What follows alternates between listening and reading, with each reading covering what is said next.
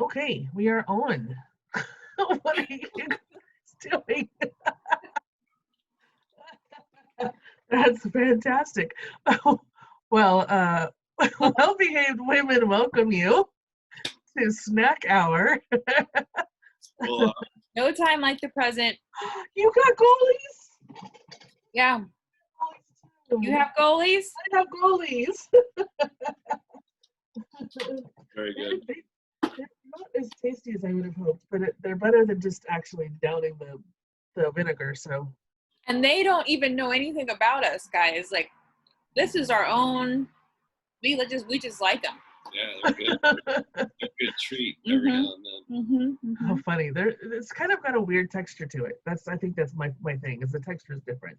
I feel like I need to wash my hands after I handle them. Yeah. But other than that, like, I like it. It's good. Yeah. Okay. Wow.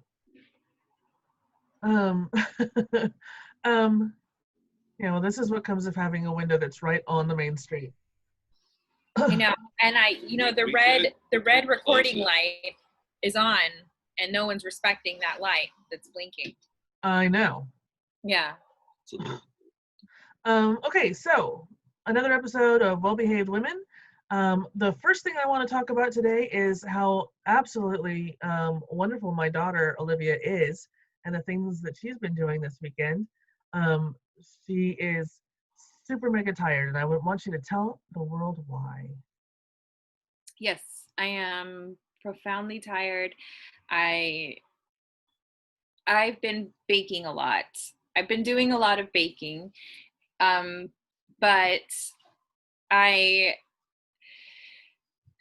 doing it for a good reason. I just love to bake, first of all, but about a year and a half ago, I got a standing mixer, and I was so excited. I immediately just decided to start a little small side business called Oli's Cozy Kitchen. I started grad school, and I also hit a little bit of a wall of apathy, so I kind of stopped. I kind of just stepped away from it. But then, I felt like I was going really crazy for a little bit, following the events with, George Floyd and Breonna Taylor and of course the many, many others, before then, but they were a bit of a culmination. I think these events were a bit of a culmination of just the anger and frustration and everything that we've all just been feeling, about, police brutality and all that.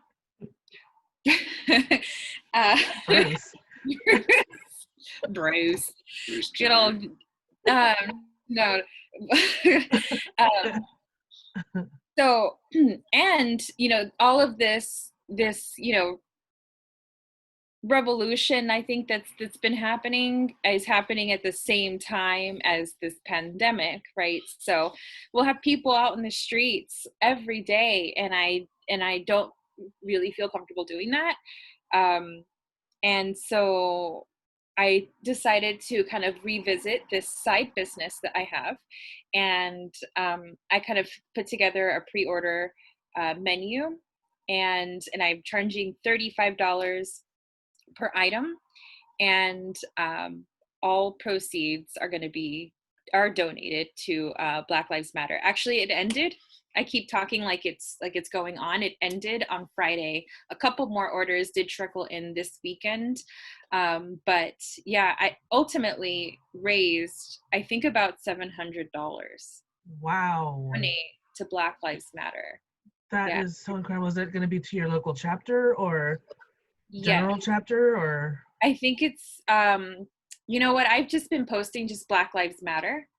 I hadn't specified a chapter, but I think I maybe half and half, Yeah. I think that's awesome. I think this is a really necessary and incredible way to advocate. So many white folk don't know how to participate. There are a great deal. I mean, and it's been said over and over. There's more white people out in the protests than ever before in these types of situations, and which is wonderful. But so many people like you and myself, I don't feel comfortable going out into the protest because I mean I've had the COVID. I don't want it again.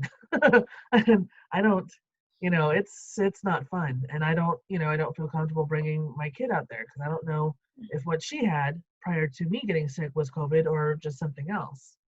Well, right. I actually did go to a march recently last weekend. Was it last weekend already?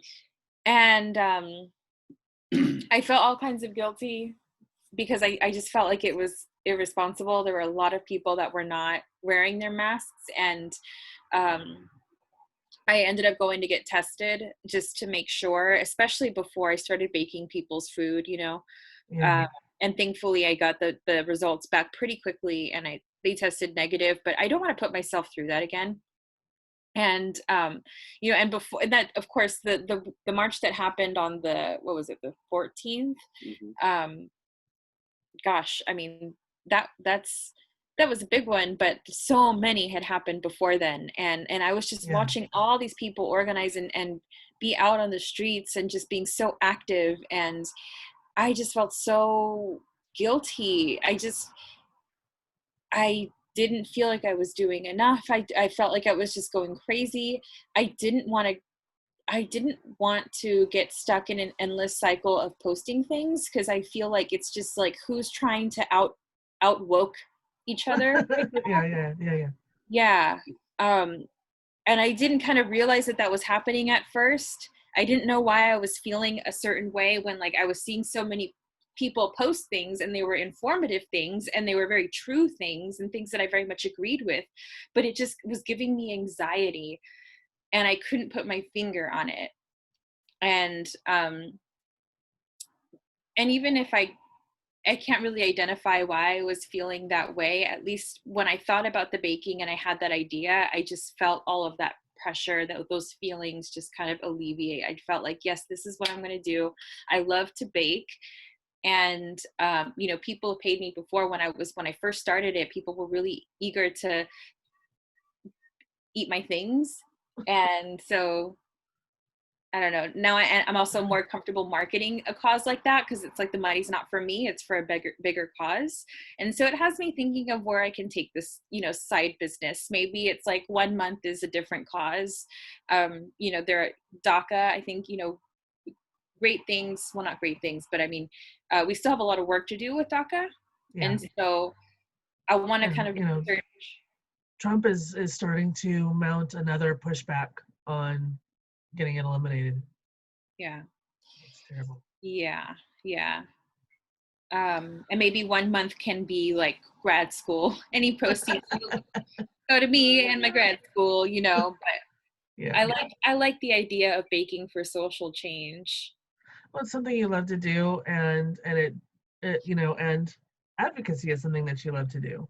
Mm-hmm. So I mean, it gives you a sense of forward momentum where you're actually being productive in both things, which I think is awesome. Mm-hmm. And I've seen so many people on Facebook and on Twitter and everything of people that are doing other things. People were sewing masks and selling them with proceeds going to Black Lives Matter, making T-shirts, which I think is awesome. Just all kinds of things. And I think that's I think that's something that we all, we're all in it together. I think if we can, at least throw our hand in a little bit that way, I think that is amazing. So kudos to you. Thanks. Thank you. Well, today is Father's Day. It's the father. It is. Should we introduce our third? I don't know if you know who this lovely face is. Yes. Shoulder. I'm going to leave that to you. How about you introduce the lovely face? Ooh, okay. Well, this lovely face here is my partner in crime and in life. And his name is Chris. That's short for Christopher. He'll answer to either one, and he'll even answer to Boo Bear sometimes. Oh my goodness. Well, I will not be calling you Boo Bear, not because I don't think that you are a Boo Bear, but I just think it's weird for me to do. No. um, I with all of the hubbub now, with of course with the social media, we get to see into a lot more people's lives with the fatherhood and all that kind of stuff. And I am increasingly, I have personally 3 children, and all 3 of my children have very vocally and firmly attested that they will not be having children. 3? I didn't know that. Yes, all 3. And I know you all failed me. No. It's okay. It's okay. I've come to terms. But I I wanted to explore that a little bit. I wanted to explore the reasons that people have for not wanting to procreate, because it seemed like, for such a long time, even as me as somebody growing up in high school, and it was that was still a thing. I want to graduate high school, get married, and have kids. And now that's just, for so many, that is not part of the plan. And I don't necessarily understand it, but I think, uh, a part of that has always been the biological imperative, the ticking clock, and the being drawn to the baby section of Target and all that kind of stuff. And that's not even a conversation anymore. And so I want to get what you guys, where you guys arrived at. Let's not have kids.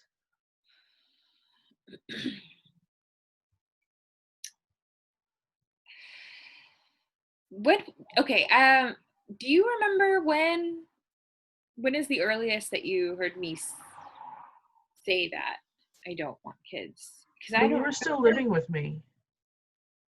Wow, that's pretty early on. Yeah. Um And I know that for a while you guys had a little bit of a back and forth where you were thinking that you wanted to have a child.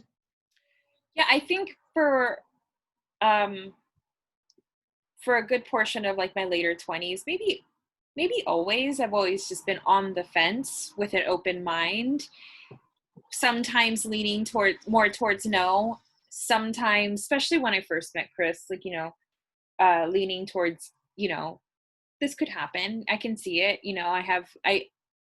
If I were to do it, I think I met the right partner for that. And I think we've both talked about it, even like we've toyed with it. I think you even remember we even went as far as just like imagining names. Yes. Mm-hmm. Yeah. And but always still kind of on the fence, hypothetically speaking, with right. yeses and nos. But I think we're pretty grounded as the conversations got more real, the reality of it got real, and it's the reality just got real.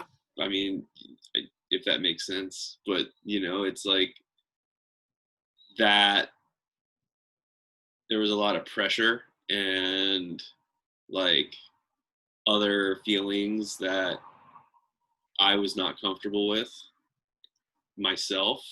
What do you mean?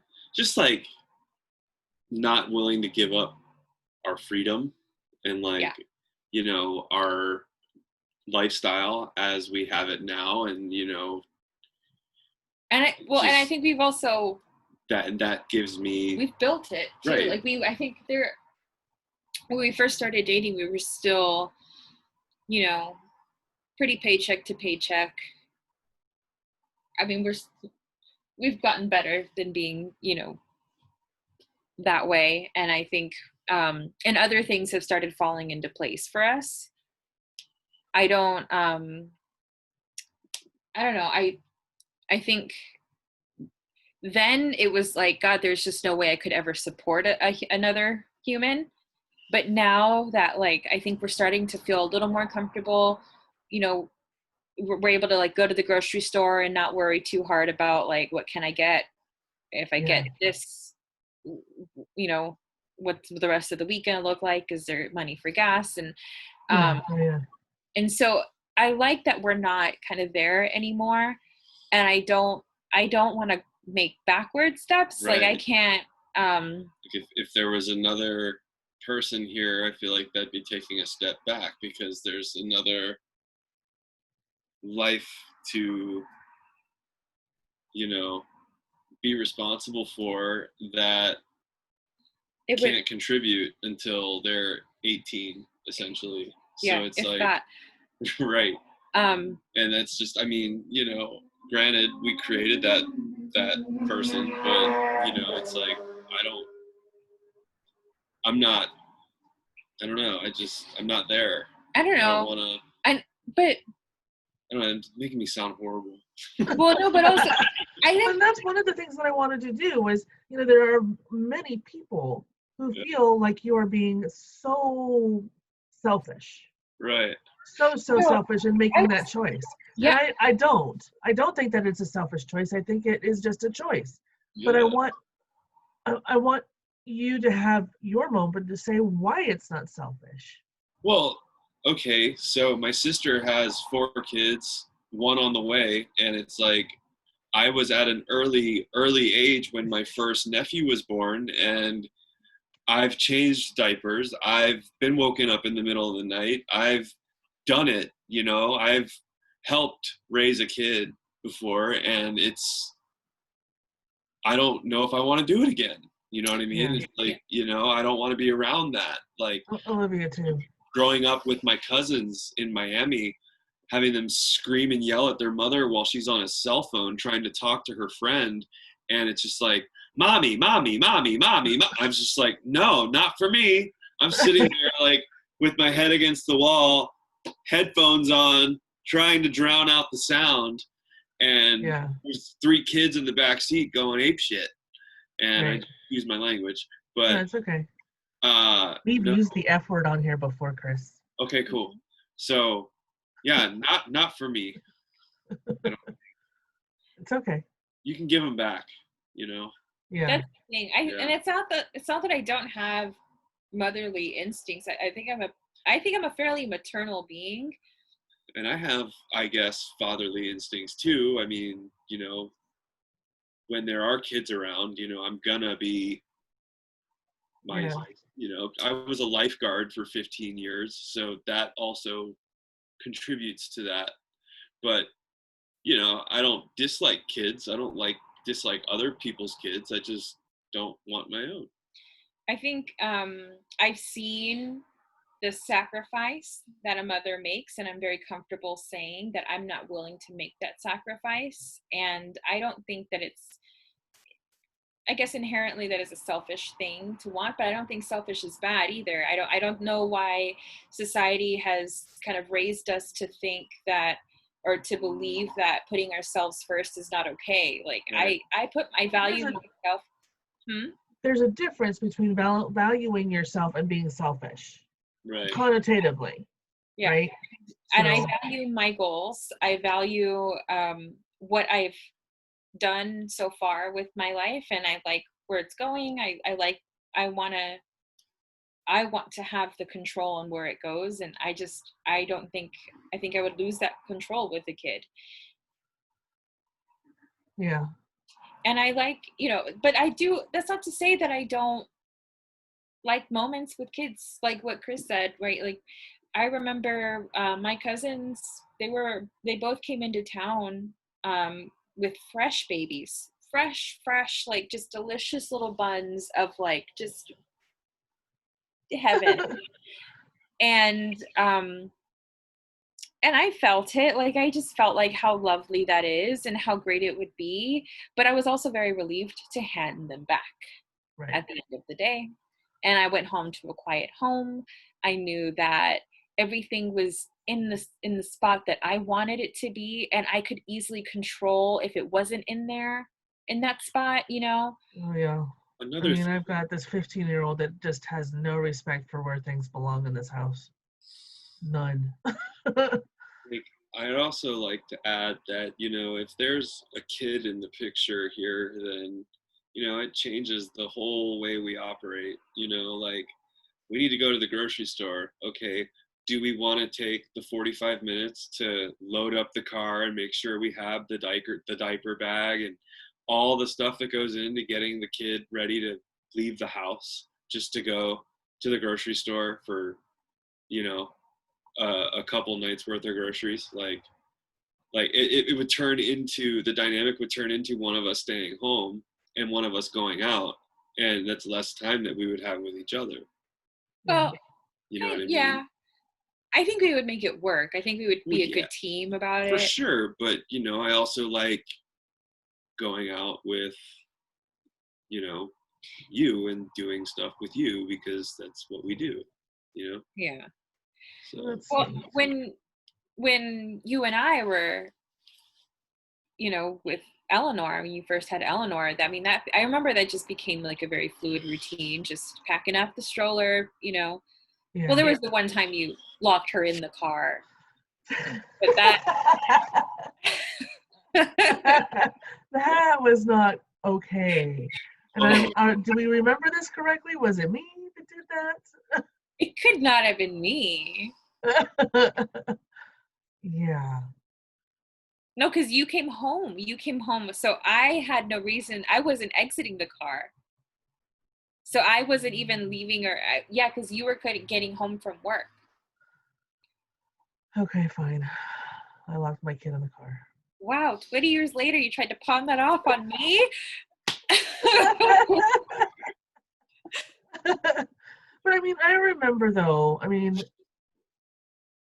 after that year that you were with your dad, and from the time you got back until you left to go to college, everything was so different about how we had to relate, because I was on bed rest, and then I had the kid, and everything was about trying to just make our ends meet while I was trying to raise this kid.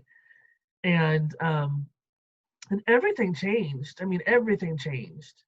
The way I had to do things, the way I had to rely on you to do things, it was not easy. It was by no stretch, and I know for a fact I would not have been able to raise that kid those first couple of years without you. Yeah. Well, I don't remember ever dwelling on how much work it was for me. I don't remember, unless you have memories of me complaining. No, you never did. You really, there were one or two times when you were like, Mom, I have schoolwork to do. I can't be doing this. And, and I was trying to go to school too. And, which was it was putting a difficult burden on you, but I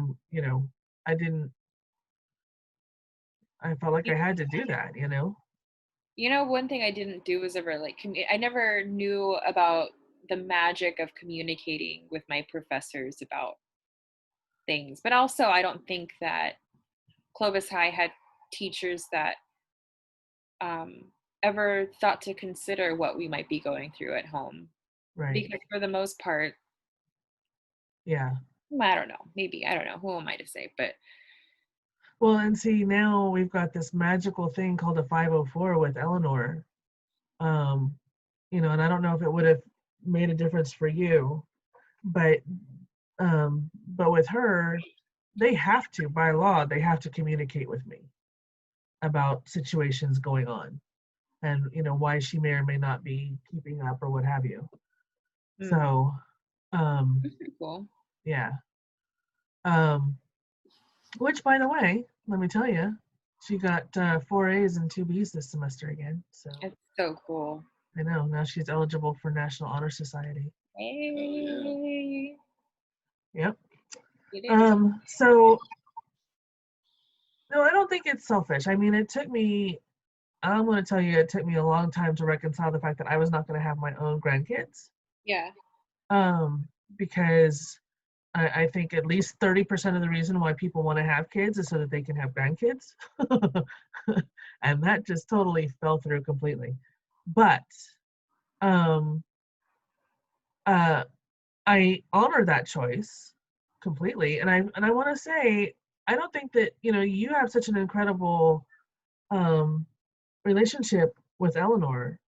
And I think that if you had had kids, when people are generally having kids, 25, 26 years old, that relationship would have changed because you would have had other things to consider. What would have changed? My relationship with Eleanor? Mhm. Yeah. Oh, I see what I mean. I see what you mean.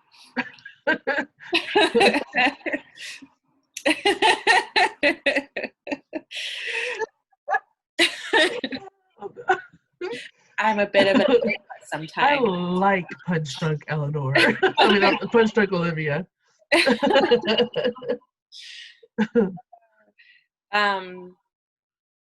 Yeah, no, that's possible. That's possible. Eleanor would be an aunt. Yes, she would. And she gets to play Auntie a little bit, when we talk about David's, because David's, if he and ever Evelyn get there, I hope they do. But she's got her 2 kids, and so she'll get to play Auntie to them, Yeah. and that'll be good. I mean, you do too. You get to play Auntie to them. Yeah. So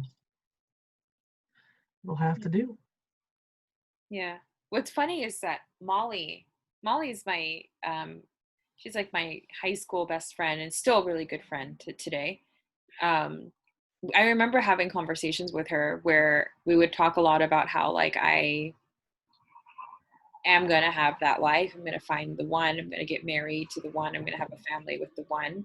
And she was just always very anti, like, no, that sounds disgusting. Why would you say things like that? And she's now the one. Yeah, she's how the turntables.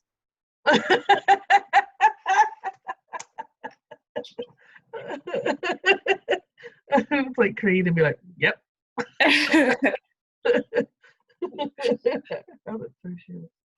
That's funny. Well, I don't know that either one of your fathers will ever see this, but would you like to convey, Happy Father's Day greetings to your dads? I mean, I spoke to mine on the phone earlier and wished him a happy Father's Day. The first time in a long time, which was cool. So. Yeah. That's good. How about you, Missy? He's working, right? Yes. I was really hoping that I was going to get to surprise him this morning with some scones. Scones for you Americans. Chocolate chip scones, which have also become a favorite. They're really good. On my menu, yeah. Keep talking, because I still haven't had these magical things. Yeah, I don't know that you've tried a whole lot of my baking. Ever. You've had a couple of things at Christmas. No, but you, yeah, I need to make you some stuff. So I was going to surprise him with some scones and a card. I have 3 cards from the past I've never given him. So I pulled from that pile. There's wedding cards, condolence cards. I mean, I have a whole aisle of like just array because I buy things and I never and I don't know if that's ever like. That's a thing. That's like in lieu of being a crazy cat lady, you're the lady that has all the cards. Yes, I have a lot of stationery. Lot of stationery. I don't know why. I really think that I have, usually though, like it's because there's an upcoming wedding or an upcoming holiday and I just never get around to giving it to that person. Or just because like I think it's pretty and I'm out and I was just like, I'll find a reason for this, one day. Yeah. So that's very much a me thing. But I dropped off a card and with scones for David to sign his name to, and then David's my brother. And then he's probably going to give it to my dad tomorrow. But my dad's been working all day. Yeah, it's a busy day in the restaurant world. Yeah. Very busy. Yeah. He hates being back with the requirement of wearing the mask. I mean, because it makes him sweat profusely. So as it is, he's walking around a lot. But now he has to like talk, right? When he gets to the tables, talk to them about the menu, and that just kind of, he's already out of breath and it's just like, he's just having a hard time adjusting to it. Is there a requirement as to what type of mask he can wear? I think it's provided. Oh, okay. So it's one of Yeah. theirs that they have to. Because I was gonna say I got these things from this company called Who Rag, and you've probably seen them, but they're like they're like these tubes, and so like you put them on, and you can have them like in your hair. I put them on my hair, but you hold on, just wear them like that. Oh, That's cool. yeah, I've And seen they're a them. lot easier to breathe through. So I like them. Do they fog up your glasses? No, they don't. That's good. They You don't. have different colors? Eleanor says hi. Yeah, there's different colors. There's all kinds. Of course, they're gender specific. So I had women's colors. Red? Women's Yeah. colors. But they have all kinds. They have, they have solid colors. They have prints. They have, camouflagey stuff. All kinds of things. It's called Who Rag. HOO Rag. Okay, Who Rag. Okay. Man, we are just like product placing all over the place today. We are. That we're doing a recorded thing. Oh my goodness. Yeah. Man, we ought to start writing these companies. Yeah. So the last couple sales that you got were probably because of us. Because of us. I'm I'm telling you, goalie hitting the roof right now. Yeah, and you tell Ho-Rag that we need. Who rag? Who rag? I swear you said Ho-Rag the first time. I didn't want to say it, but you said Ho-Rag. Oh, no. I did not say who rag.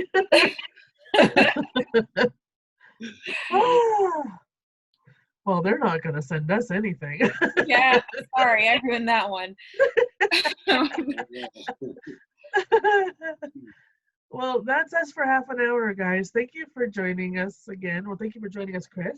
Oh, you're welcome. Thank you to anybody who may watch this. You YouTubers, like and subscribe, and we'll see you next week. See Love you. you guys. Time for a nap. A nappy poo. Nappy nap. It's my happy nappy time. All right. Bye, guys.